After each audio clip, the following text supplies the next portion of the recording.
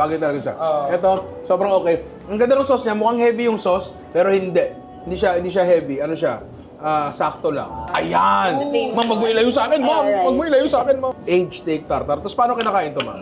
It's good to mix it all together. It has egg yolk on top, and then dip the potato crisp for better experience. Hilaw na karne lang yan, pre. Chinap-chap na may timpla-timpla, di ba?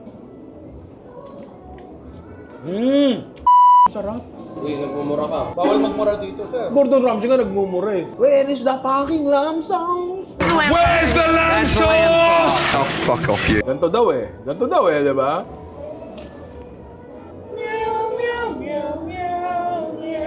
Ako meron isip. Ako Pilipino. Ay! Pinalaman.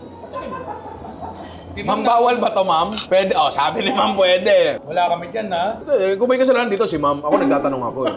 Kasi pag sinabi ni ma'am na hindi pwede, hindi ko gagawin.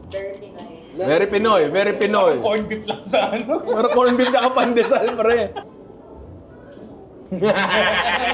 Pero no, joke, pre. Ang sarap nito. Hilaw na karne, pero hindi siya... Siguro kasi naka-chop siya, so yung fibers niya maliliit, hindi siya nagiging gummy. Gets mo yung tinutukoy ko. Sarap to. Okay.